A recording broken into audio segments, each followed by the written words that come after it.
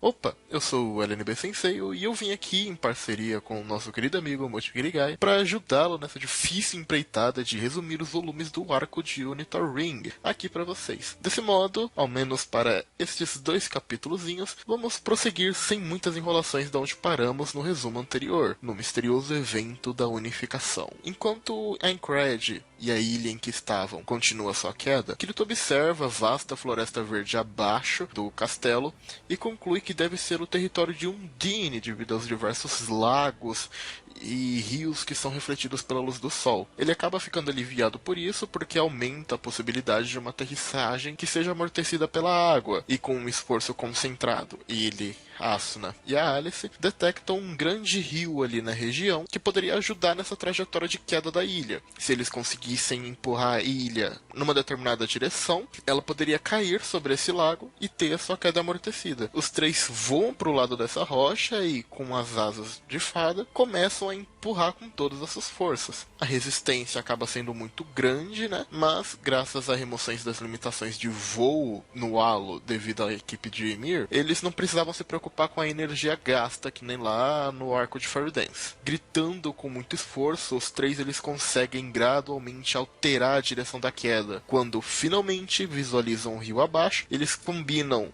numa contagem regressiva e soltam, permitindo que a ilha siga o novo curso que eles tentaram alterar. Ela impacta na água violentamente e quica várias vezes como uma pedra sobre um lago. A cabana milagrosamente resiste às primeiras colisões, mas a energia cinética acumulada parte a ilha em 2 e lança o pedaço onde a cabana está em direção à margem, onde ela colide adentrando em uma floresta diretamente, subindo uma enorme e densa camada de poeira, encobrindo toda a visão do resultado que esse evento poderia ter acarretado. Kirito, Asuna e Alice eles permanecem em silêncio, flutuando ali no ar, um pouco em choque com tudo o que estava acontecendo, divididos ali entre a esperança de como que a cabana ficou e resistindo ao medo de que ela tenha sido destruída, carregando todo o significado que ela carrega. Questionando sobre como está a situação do castelo flutuante, que também estava caindo, o Kirito ele acaba se virando para conferir e ele vê que o padrão de hexágonos vermelhos que escritos alertas do sistema desaparecem repentinamente, eles se dissipam. E nisso, a capacidade de voo deles desaparecem e eles começam a despencar do céu. Ele acaba refletindo rapidamente sobre como o dano de queda pode ser reduzido dependendo da postura que você toma. Então ele grita para as garotas se protegerem. Então os 3 entram em posições defensivas, ali encolhidos como uma bola, e minimizam o dano. Mesmo assim, quando eles atingem o rio, eles perdem metade do HP de cara. Eles lutam com a corrente ali e emergem para cima da água, ofegantes e com HP bastante danificado. Kirito ele percebe que as orelhas dele e da Asuna voltaram às formas humanas normais e eles não conseguem invocar as asas, embora as orelhas de Kate Sif e da Alice permaneçam. E nisso eles indicam que alguma coisa ali mudou nos moldes normais de halo. E ficando em alerta, já que eles estavam no rio, eles começam a ficar preocupados com monstros aquáticos atacarem eles, então eles começam a nadar, no modo de nado crawl, até chegar na margem. Chegando na margem, eles observam que a floresta onde a cabana atingiu está completamente devastada, como se um monstro, Devil God lá do Jotunheim tivesse passado ali fazendo uma investida direta, ficou completamente destruído. Então eles não conseguem observar a cabana, ela ficou muito para dentro da floresta, ou ela foi completamente encobrida pela topografia. Com medo ainda de que ela tenha sido destruída, a Asuna acaba se recuperando ali a postura e afirma que precisam verificar o que de fato aconteceu ali com a cabana, definindo novamente que a prioridade é recuperar ao menos o que resta do lar, ou os itens que ao menos tinham ali dentro com uma carga muito grande, porque é um símbolo gigantesco de diversas memórias que eles carregam, de várias aventuras que acompanhamos de lá até agora. Ainda na margem, Alice, Kirito e Asuna eles percebem algo em comum, diferente do padrão. Calma, Mochi, calma. Ainda na margem, Alice, Kirito e Asuna eles percebem algo em comum, fora do padrão que eles estão acostumados. Os seus corpos e roupas ainda continuam molhados do rio, mesmo passado o tempo em que normalmente bastaria para que ficassem secos. Isso, somado à estranha queda do Nova Aincrad, aumenta ainda mais as suspeitas do que está acontecendo, né, naquele lugar. Nisso, o Kirito ele tenta abrir o menu, conforme ele está acostumado, com a mão esquerda para baixo, só que nada responde, o que deixa ele e a Asuna completamente desesperados, logicamente. Até que aparece uma pequena janela no canto que instrui ele a desenhar um círculo no ar com os 2 dedos da mão direita. Quando ele faz isso, aparece um novo menu com um aspecto de anel, diferente de todos os menus tradicionais anteriores. E nele contém os ícones típicos de MMORPG, status, equipamento, habilidade, comunicação. Mas o layout, a interface de usuário, são completamente diferentes. Mas aliviados, ali depois de investigarem, eles acham o botão de logout, o que deixa eles completamente tranquilizados. A Alice acaba estranhando ele de começo, mas daí ela percebe porque dos dois terem ficado completamente agitados e acaba comentando um pouco sobre Sao, questionando sobre as motivações do Kayaba Kiriko para ter aprisionado tantos jovens daquela forma brutal em um mundo virtual onde deviam ser um momento de diversão, uma inovação da tecnologia. Mas o Kirito acaba não respondendo, porque mesmo ele tem as suas próprias dúvidas acerca do que o maluco do Kayaba queria com aquele objetivo. Mas antes de deslogarem para investigar do lado de fora, eles decidem primeiro investigar do lado de dentro e localizar a cabana e os amigos deles. Nessa hora o Kirito ele chama a Yui em voz alta, mas ela não aparece e não tem nenhuma resposta, o que é impossível, já que ela deveria aparecer ao ser chamada. Isso leva a Alice a levantar uma questão bem crucial acerca do que estava acontecendo ali. Eles realmente estavam em Alfheim ainda? Ela acaba apontando que a vegetação ao redor são muito diversas para os padrões antes bem limitados do Halo. E a Asuna acaba complementando. Ela notou que o rio enorme que eles estavam próximos e que empurraram a cabana não condiz à geografia do território Undine, que o Kirito havia pressuposto antes lá atrás. O Kirito ainda acaba ficando mais inquieto e acaba indo checar o seu próprio status ali dentro do menu. O seu nome ainda acaba sendo o Kirito, mas ele volta para o nível 1. No caso, em Halo não existia sistema de níveis, então é acrescentado um sistema de nível, onde o Kirito vai para o nível 1, com as estatísticas no básico, né, zeradas, e 2 novas barras, seria a de HP, o MP e as novas que seriam TP e SP, que eles ainda não sabiam o que significava. A Asuna e a Alice confirmam que os níveis delas também foram zerados, e isso vai direto a toda a estrutura elaborada de Halo, cujo o progresso é baseado nas habilidades com uso contínuo. Claramente isso não se tratava apenas de uma atualização, mas é uma hipótese que eles acabavam tendo, mas que é algo muito absurdo para ser alterado toda a mecânica de um jogo em uma simples atualização. Quando eles abrem o menu de comunicação, ele percebe que todas as mensagens que eles tinham foram apagadas junto da lista de amigos que foi também zerada. Ainda assim, ele percebe que os que permaneceu com ele foram as armaduras durante aquele evento, eles não perderam as roupas deles, e no inventário permaneceram 2 itens de mais uso. No caso do Kirito seria Black Veld e a lendária espada Excalibur, enquanto todo o resto dos itens desapareceram. A Asuna permanece com a rapieira dela, junto com um cajado de magia, e a Alice permanece com a sua espada e escudo. Nisso, ele supõe que o sistema preservou os itens de maior uso, o que acaba mostrando que a manipulação de tudo que está acontecendo ali foi intencional e não um simples bug. E nisso o Kirito ele acaba equipando a Black Veil, só que instantaneamente ele sente um peso insuportável recair sobre as costas dele e o corpo dele cede.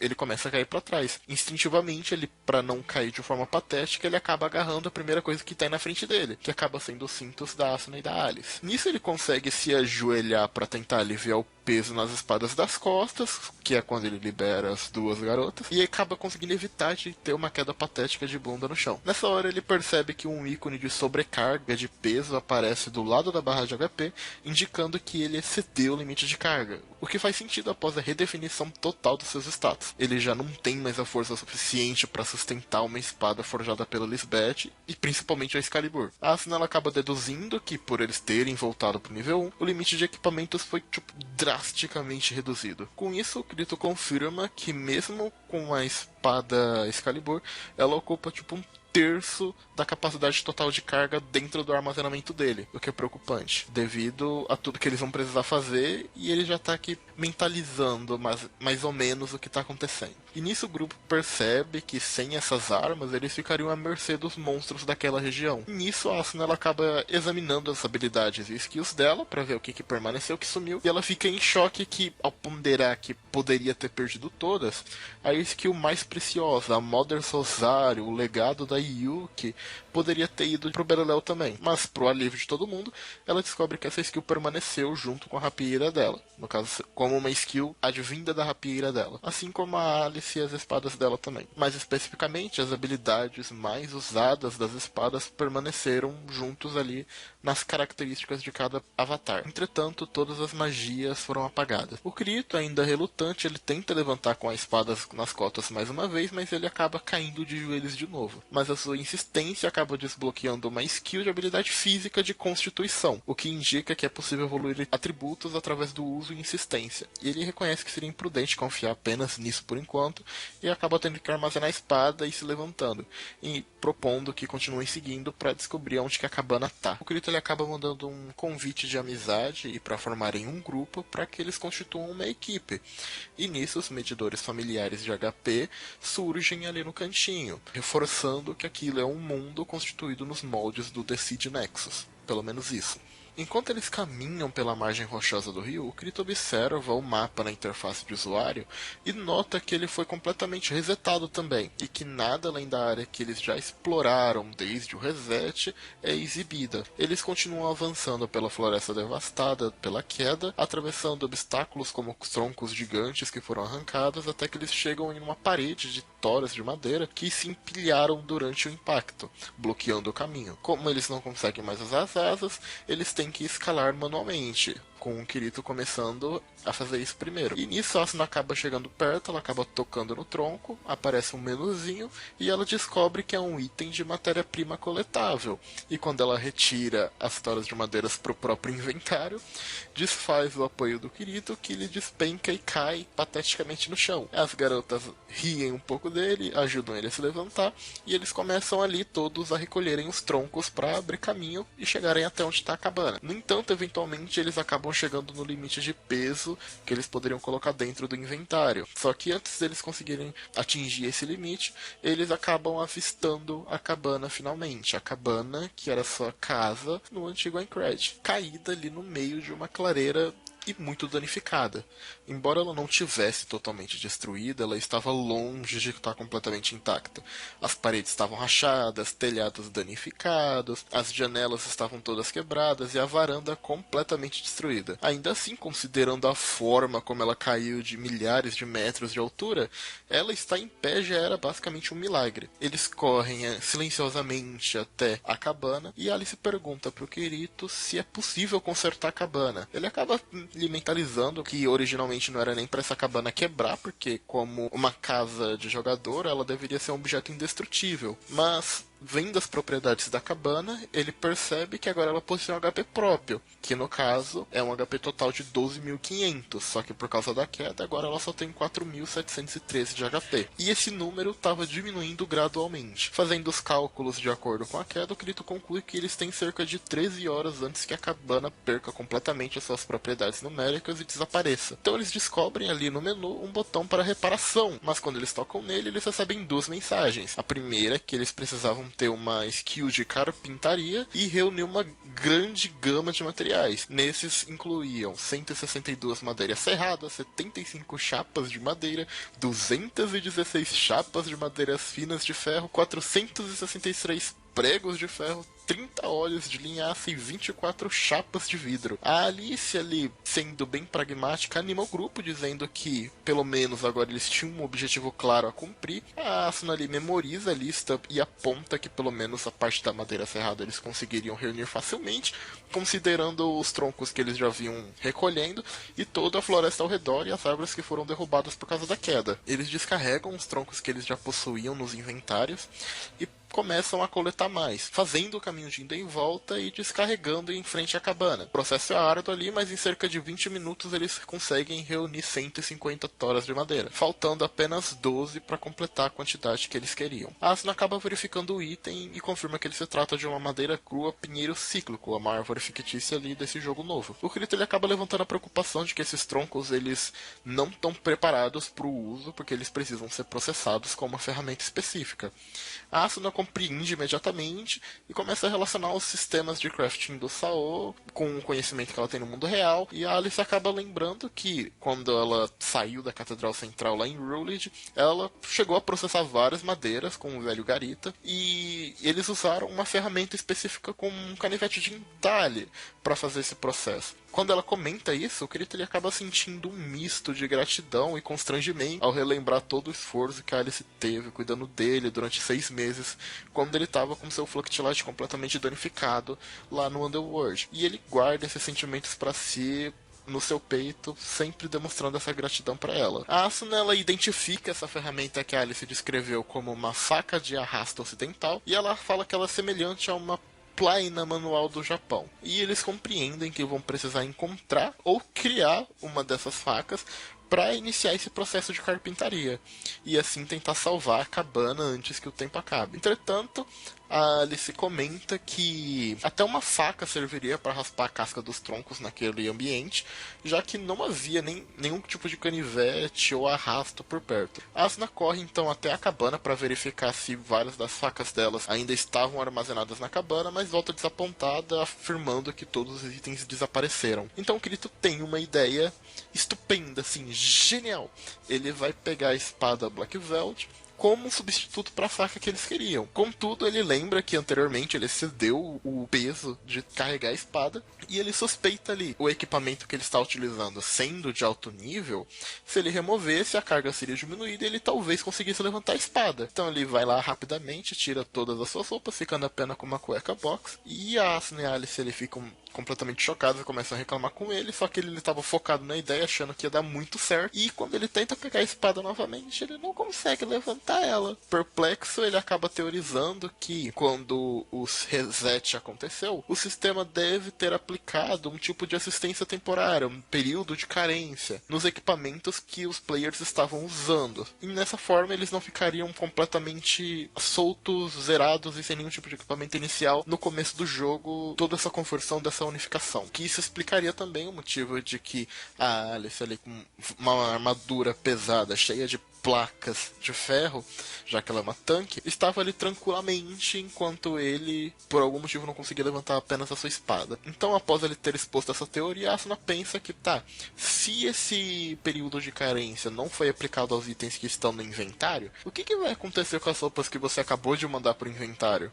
Então, o Kirito ele tenta vestir a roupa de couro dele novamente, apenas para ver a proeficiência de skill em constituição subir pro nível 2 devido à imensa carga de peso que foi imposta a ele, e ele ter ficado completamente imobilizado no chão de novo. Então ele acaba tendo que tirar tudo outra vez, ficando ali apenas de cueca livre e solto, fazendo com que a Alice despeje lições de morais em cima dele, chamando ele de idiota por ter se submetido a isso naquela situação específica. Ele acaba aceitando tudo, falando que realmente foi culpa dele e não tinha muito o que fazer. Com o fracasso do plano da espada, eles voltam de novo ao problema principal, em que eles estão sem as ferramentas. E naquele ambiente completamente diferente, o Kirito, cruzando os braços, ele tem um momento ali de revelação. Eles não estavam em um VRMMORPG comum, mas sim num VRMMO de sobrevivência, um survival game. Isso explica muitas coisas do que estão acontecendo. Ele acaba explicando novamente o que é um survival game pra Asuna e a Alice, que não tem muito conhecimento, que seria um gênero onde os jogadores precisam administrar fome, sede e condições extremas para sobreviver. Então ele liga esse conceito às duas novas barras em suas HUDs, que seria o TP Thirst Points, ou pontos de sede, e SP Starve Points, pontos de fome, supondo que a sede e a resistência vão ser novos fatores para ficar monitorando. ano. Ainda que estivessem cheias, por causa de todo esse período de carência,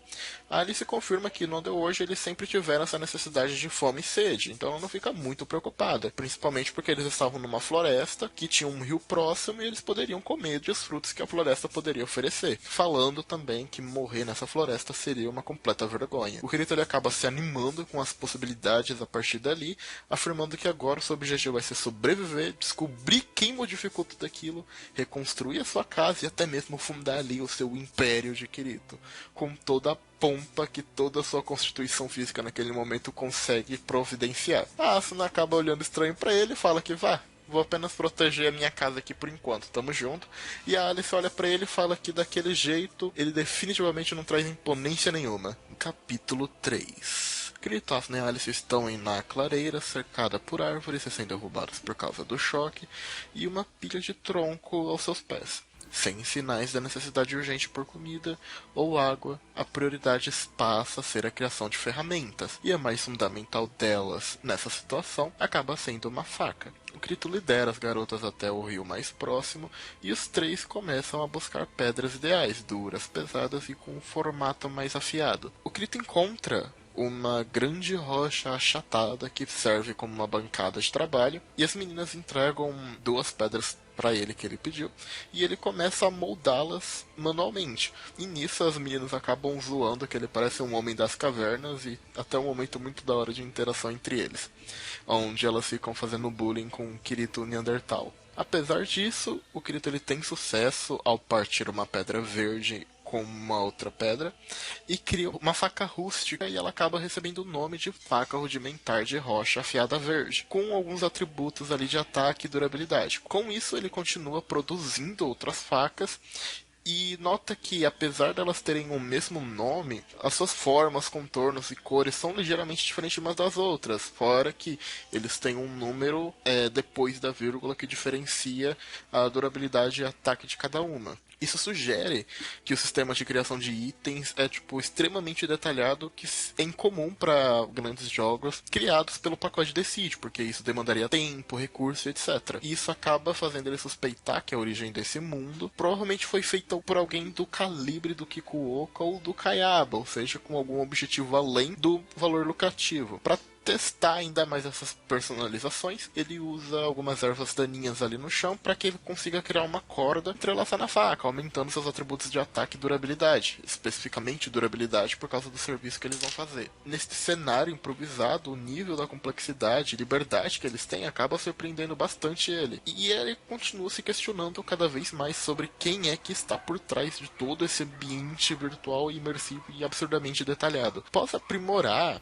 a faca com uma corda de grama, o Kirito acaba mostrando o resultado para Asuna e Alice, que ao invés delas ficarem muito impressionadas com isso, elas acham o processo absurdamente tedioso e cansativo. Mas em resposta, ele fala para elas continuarem tecendo as próprias cordas para conseguirem a skill de tecelagem pelo menos, ou fiamento, dependendo da tradução. Então eles retornam à cabana, carregando cada um uma faca, e com o anoitecer chegando, eles decidem começar a descascar os troncos que eles deixaram anteriormente, os que eles recolheram lá na clareira. O Kirito ele acaba raspando a casca de um tronco com bastante vigor, o que acaba sendo bastante fácil, e ele adquire a skill de carpintaria, e logo percebe que o sistema do jogo acelera esses longos processos para não ficar realmente mais tedioso do que todos esses processos já são. A madeira serrada é obtida e armazenada como recurso valioso para a reparação da cabana, dentro do armazenamento da própria cabana, que tem lá seus próprios mecanismos, já que ela é um player home, uma casa de jogador. Ele acaba instruindo Asuna e Alice, e as três acabam trabalhando juntos ali por quase que 1 hora, transformando todos os 150 troncos de madeira em madeira serrada. Apesar do sucesso, eles ainda precisariam de muitos outros materiais para concluir essa restauração. As tábuas de ferro, prego, vidro, óleo. Então eles basicamente não sabiam nem como craftar esses itens. O Kirito acaba reclamando que eles não têm nem mesmo uma wiki para guiar, significando que eles vão ter um processo árduo de descobrir todas essas etapas. As facas de pedra quase que quebram depois de tudo isso, mas acabam resistindo ali com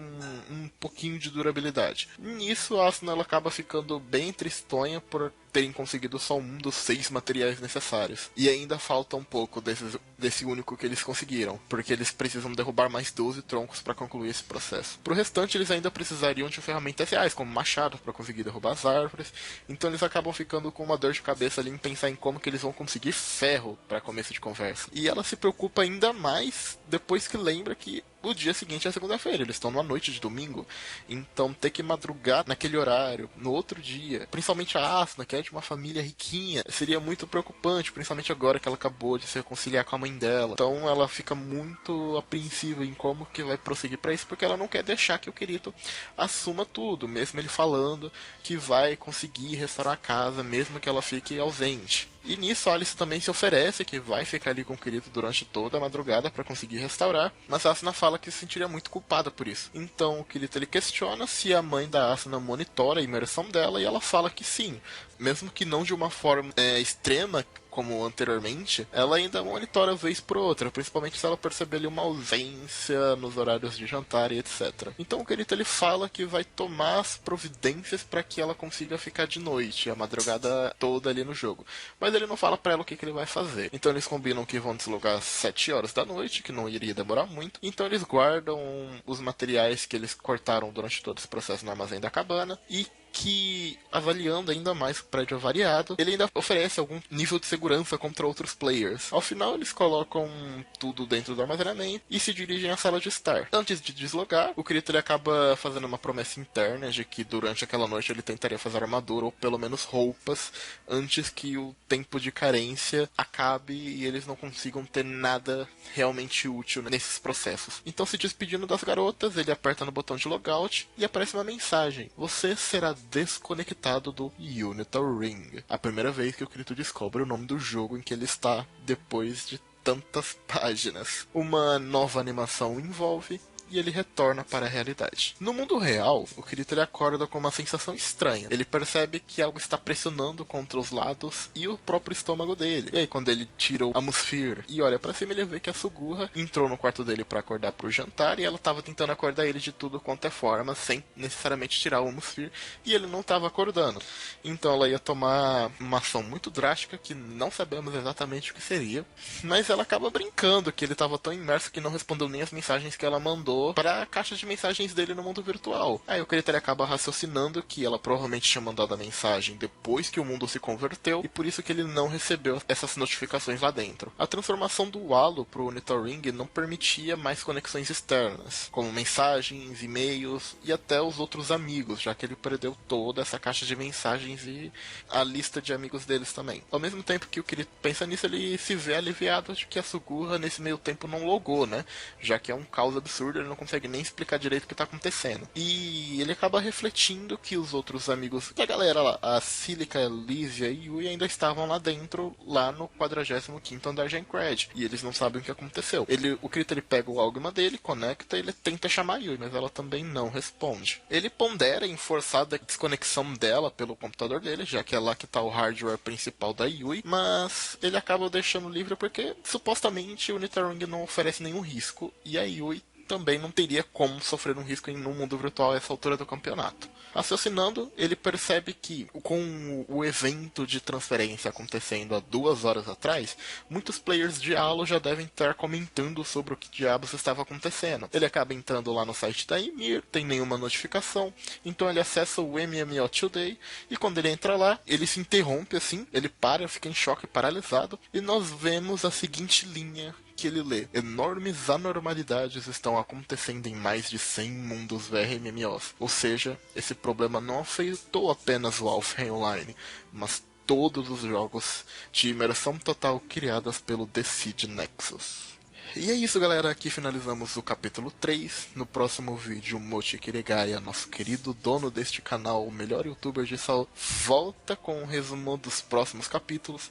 Então, espero que vocês estejam lá, se inscrevam no canal, sigam o Mochi nas outras redes sociais, sigam a Salbra, confiram o Vanguarda Podcast, o nosso blog de traduções de Sword Art Online, e sejam felizes lendo essa obra maravilhosa. E até mais, fui!